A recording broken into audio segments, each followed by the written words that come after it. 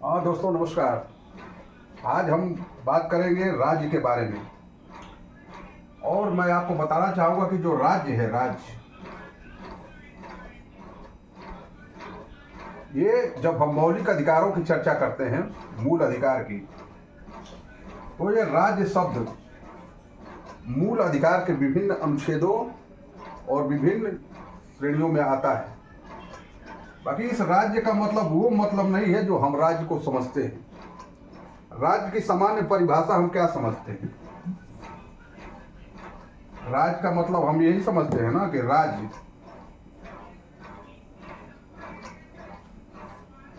जिसका एक निश्चित भूभाग हो, निश्चित भूभाग,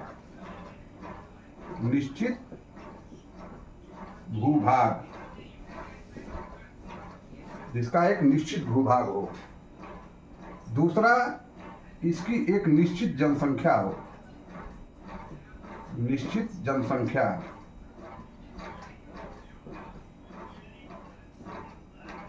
मतलब यहाँ कुछ लोग निवास कर रहे हों, कुछ इस देश के नागरिक हों, इस राज्य के नागरिक हों। उसके बाद आता है संप्रभुता।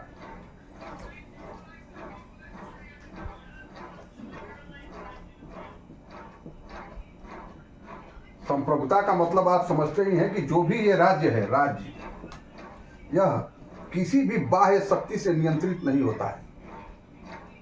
जो भी राज्य होगा उसी को राज्य कहेंगे जो किसी बाह्य शक्ति से नियंत्रित नहीं होता है। और वहां एक निश्चित सरकार होती है, निश्चित सरकार। वो सरकार किसी भी प्रकार की हो सकती है, जैसे विश्व में कई प्रकार की सरकारें पाई जाती हैं। तो वो कैसी भी सरकार हो, उसकी एक निश्चित सरकार होनी चाहिए।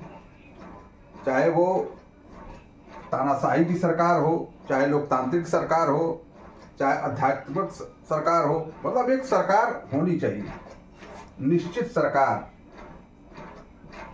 तब हम इसको क्या कहते हैं कि यह एक स्टेट है। इसकी एक स्टेट जिसकी एक निश्चित सीमा हो, एक निश्चित उसका भूभाग होता है, उसमें कुछ लोग निवास करते हैं, यानी कि उस देश में कुछ लोग नागरिक होते हैं। उस पर शासन करने के लिए एक निश्चित सरकार होती है, गवर्नमेंट।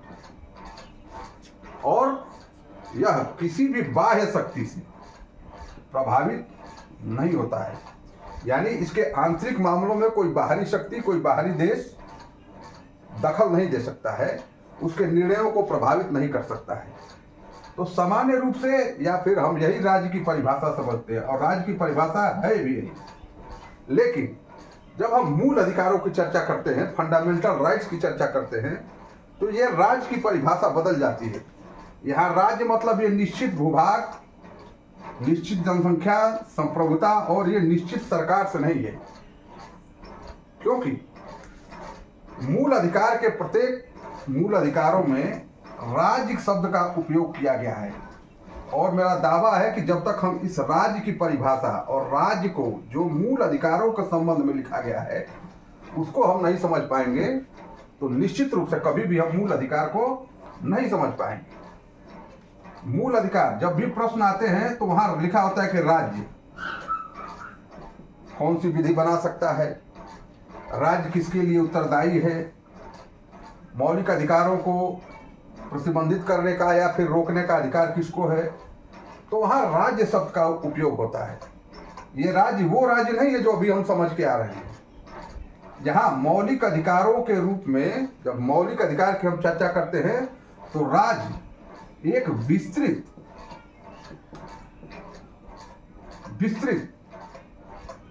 अर्थ में प्रयोग होता है, विस्तृत अर्थ में इसका प्रयोग हुआ है।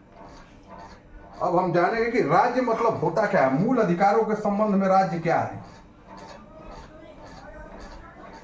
इसकी चर्चा अनुच्छेद 12 संविधान के भाग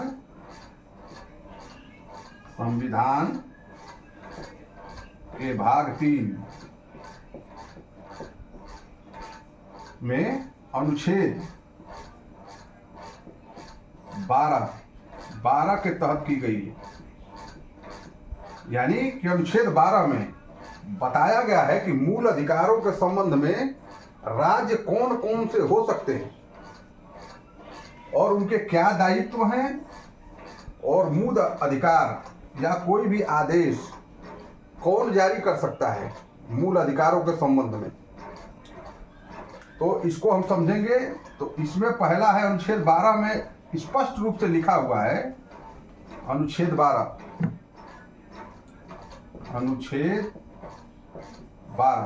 12 में किसको किसको राज्य माना गया है।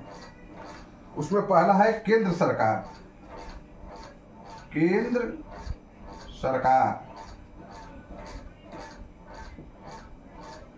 यानी सेंट्रल गवर्नमेंट। ये सेंट्रल गवर्नमेंट में कौन कौन आता है? सेंट्रल गवर्नमेंट एक तो सरकार है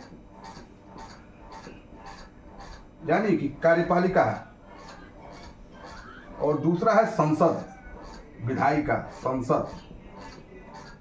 ये जो भी नियम या कानून मूल अधिकारों के संबंध में बनाते हैं, वो इस संबंध में मूल अधिकारों के संबंध में ये केंद्रीय सरकार और संसद क्या है? राज्य है। राज्य जब भी हमारे सामने जब प्रश्न आएगा तो आएगा राज्य। तो राज्य का मतलब केंद्र सरकार के रूप में हम क्या समझेंगे? सरकार मतलब एक तो गवर्नमेंट हो गई और दूसरी संसद। संसद माने आप समझते हैं कि राष्ट्रपति, लोकसभा और राज्यसभा। तो ये राज्य है। राज्य मतलब मूल अधिकार अगर कोई हनन करता है किसी मूल अधिकारों का, तो हम किसके मतलब वो उसके प्रति कौन उत्तरदायी होगा? हम किसके प्रति किसको ब्लेम कर सकते हैं? किसको ब्लेम कर सकते हैं?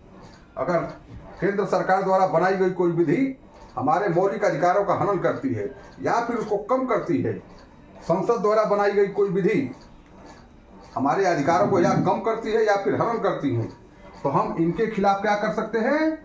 उच्चतम न्यायालय में, उच्चतम न्यायालय मतलब सुप्रीम कोर्ट,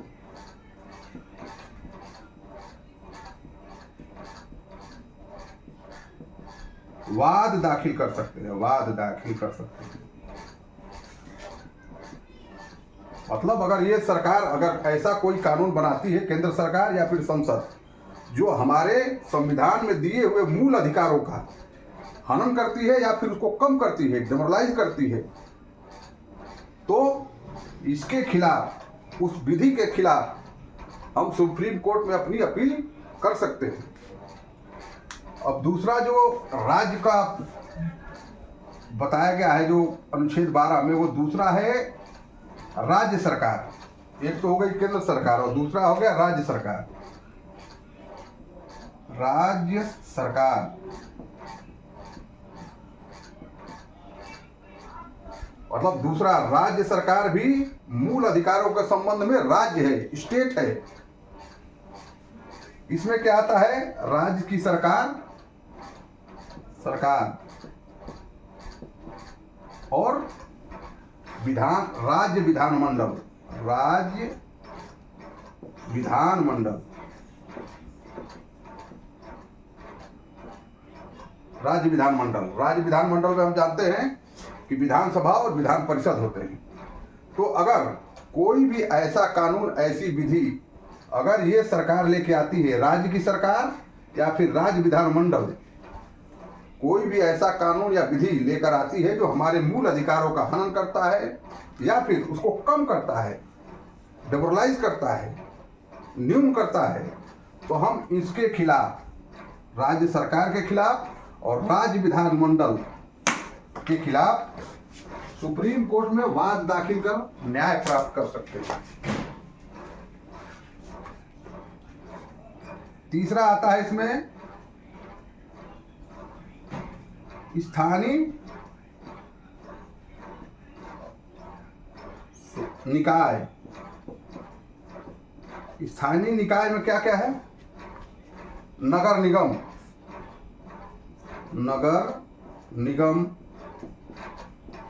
नगर पालिका,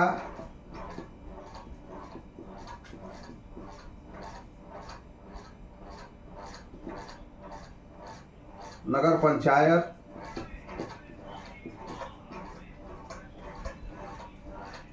जिला बोर्ड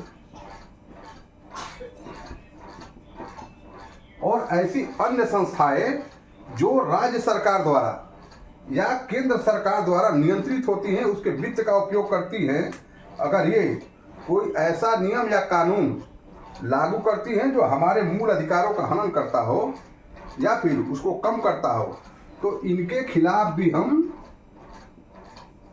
सुप्रीम कोर्ट में वाद दाखिल कर सकते हैं।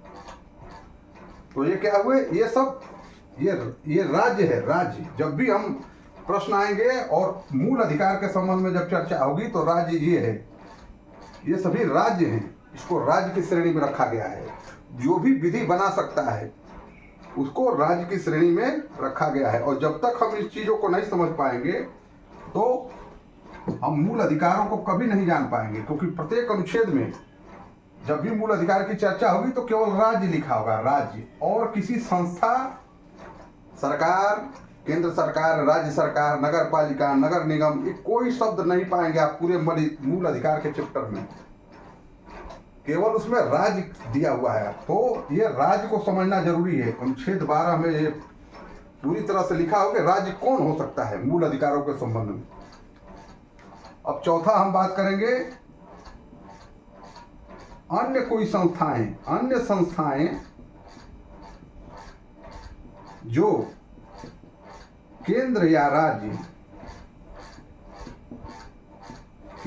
राज्य द्वारा संचालित और नियंत्रित होती हैं, संचालित और नियंत्रित होती हैं, मतलब उनसे पैसा प्राप्त करती हैं और उनके पैसे से इनका काम चलता है, चाहे उनके नियंत्रण में ये काम करती हैं।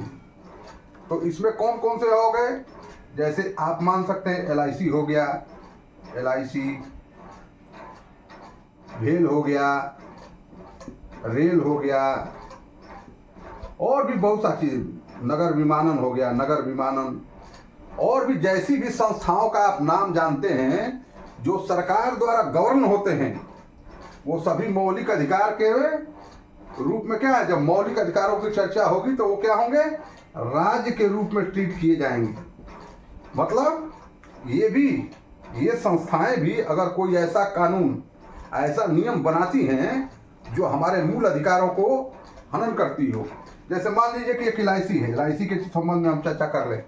अब ये कोई ऐसा नियम बना दे, हमारे देश का संविधान क्या कहता है कि सभी नागरिक एक समान हैं, ठीक है, और सभी नागरिकों को मूल अधिकार, जो भी मूल अधिकार प्राप्त हैं वो सभी नागरिकों को प्राप्त है। अब LIC क्या करे कि कह दे कि महिलाएं जो हैं, महिलाएं या फिर ट्रांसजेंडर हैं, ट्रांसजेंडर हैं, उनका खाता LIC में नहीं खुलेगा, या फिर हम उसके लाइफ की गारंटी नहीं लेंगे, या फिर ये कह दे कि केवल जो नौकरी करते हैं हम उन्हीं का LIC बनाएंगे, चाहे LIC खोलेंगे। तो ये क्या है, हमारे मौलिक अधिकारों के विरुद्ध है, क्योंकि मूल अधिकारों में सबको समानता दी गई है।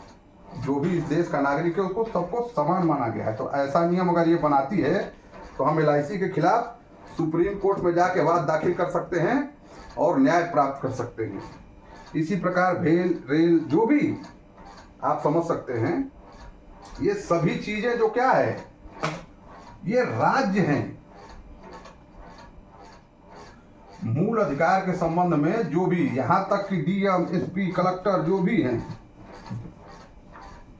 जो सरकार द्वारा नियंत्रित होते हैं और सरकार से धन प्राप्त करते हैं, वो सभी संस्थाएं या व्यक्ति सभी राज्य की श्रेणी में आते हैं। मान लीजिए कि अब हम उसकी बात करते हैं, त्रिस्तरीय पंचायत की।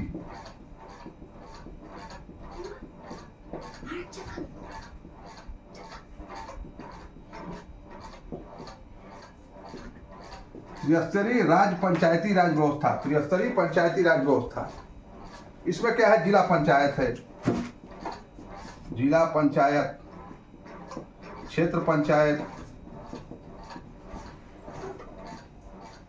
ग्राम पंचायत, ये भी क्या है, मूल अधिकारों के संबंध में ये भी राज्य है। जिला पंचायत, क्षेत्र पंचायत, ग्राम पंचायत। मान लीजिए कि ग्राम पंचायत आपकी बहुत छोटी इकाई है, अगर कोई ऐसा नियम बना देती है कि गांव के कुछ विशेष लोगों को विशेष रियायत देती है या फिर विशेष सुविधा देती है, मान लीजिए कि एक गांव में सार्वजनिक शौचालय बना, सार्वजनिक शौचालय,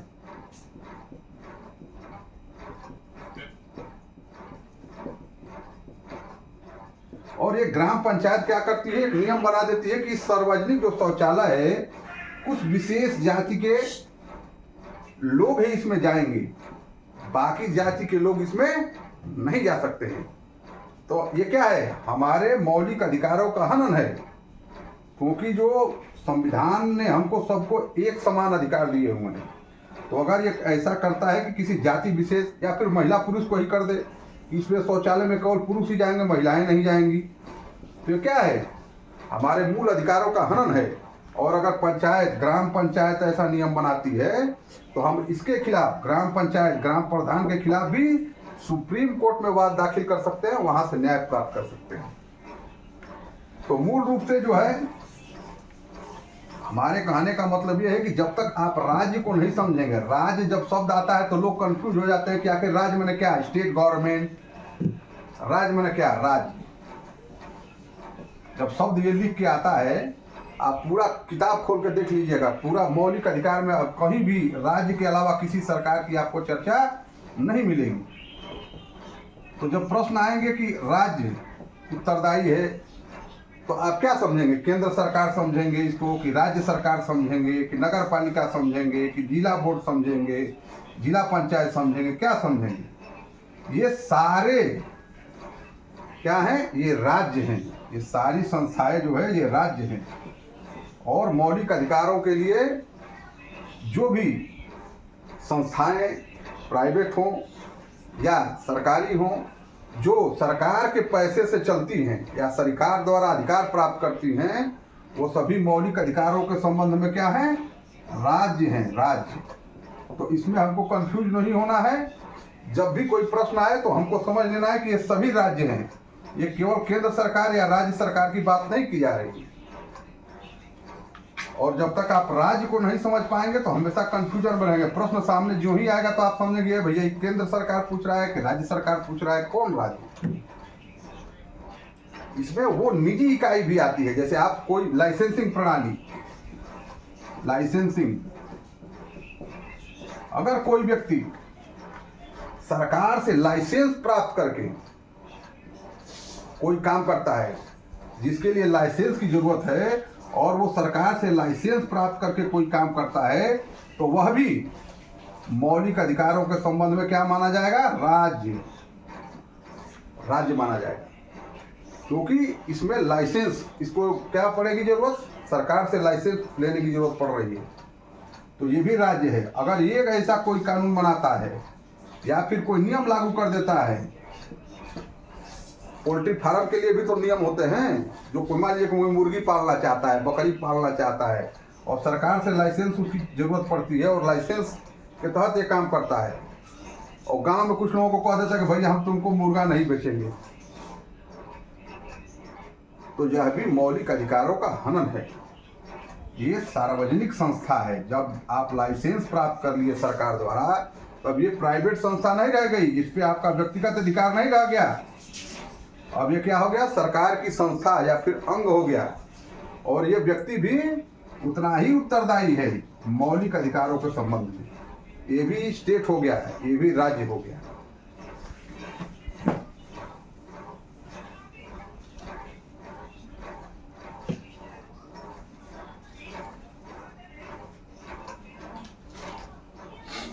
अब हम समझ लेते हैं कि मूल अधिकार, ये जो मूल अधिकार है, अधिकार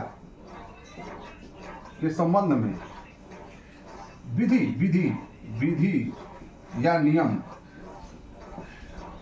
कौन कौन बना सकता है, ये भी पूरी तरीके से मौलिक अधिकार और राज्य से संबंधित है कि राज्य में वो कौन सी संस्थाएं हैं जो जिनको राज्य समझा जाएगा और वो कानून या नियम लागू कर सकती हैं।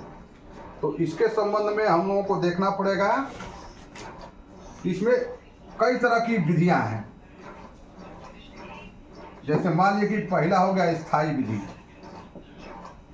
स्थायी विधि, ये स्थायी विधि कौन बनाता है, संसद या राज्य विधानमंडल। संसद या राज्य विधानमंडल।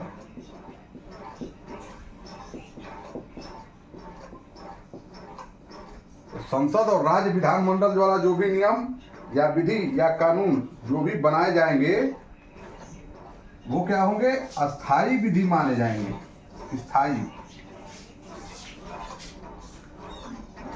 दूसरा हो गया अस्थायी विधि।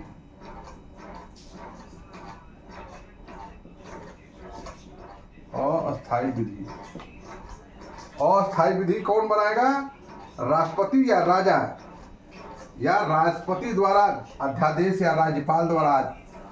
मान लीजिए कि हम अपने देश के संदर्भ में चर्चा करते हैं तो राष्ट्रपति और राज्यपाल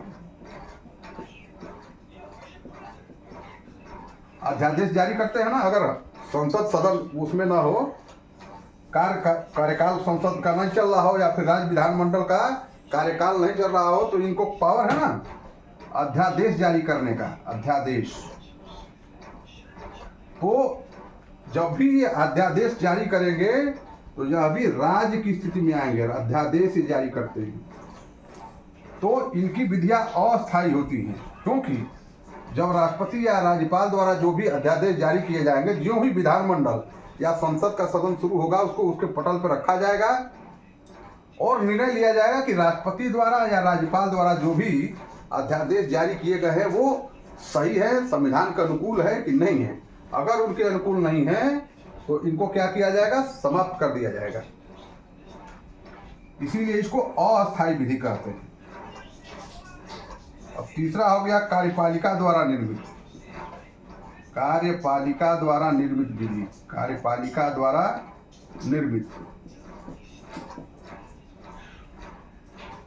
निर्मित विधि। अब कार्यपालिका में समझ लीजिए कि पूरा होल सिस्टम, पूरा नौकरशाही तंत्र आ जाता है, जिसमें अध्यादेश, आदेश, जैसे डीएम ने कोई आदेश जारी कर दिया, एसडीएम ने कोई आदेश जारी कर दिया, या फिर तहसीलदार, नायब तहसीलदार, कमिश्नर, एसपी, जो भी ये आदेश जारी करते हैं, कौन किसके अंग हैं? कार्यपालिका के अंग हैं। तो इनके द्वारा जारी किए गए आदेश, ज्ञापन, नियम इत्यादि भी क्या आएंगे? ये राज्य के रूप में, और इनके द्वारा जारी किए गए किसी भी आदेश के खिलाफ आप क्या करेंगे? उच्चतम न्यायालय में अपील कर सकते हैं, सुप्रीम कोर्ट में। और गैर विधायी, चौथा जो है गैर विधायी, गैर विधायी संस्थाएं।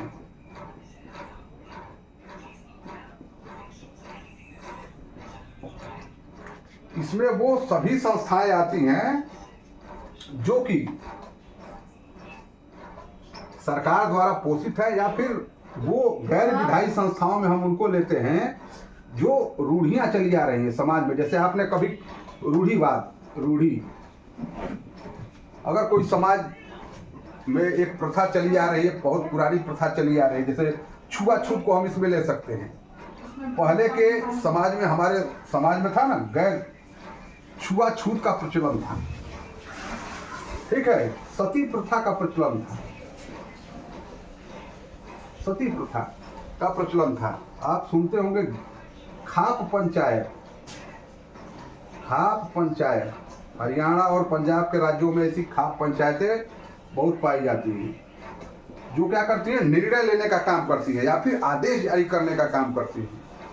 तो ये गैर विधायी संस्थाएं भी अगर कोई आदेश जारी करती हैं तो इनके खिलाफ भी हम क्या करेंगे? सुप्रीम कोर्ट में अपील कर सकते हैं। तो मुझे पूरा आशा ही नहीं, पूरा विश्वास है कि आप मौलिक अधिकारों के संबंध में, मौलिक अधिकारों के संबंध में राज्य की राज्य की अवधारणा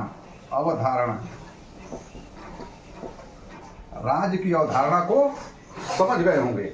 और कभी भी आपके सामने जब मौलिक अधिकारों के संबंध में राज्य की चर्चा होगी तो आप समझ पाएंगे कि जिसके संबंध में ये बात की जा रही है वही ये राज्य है।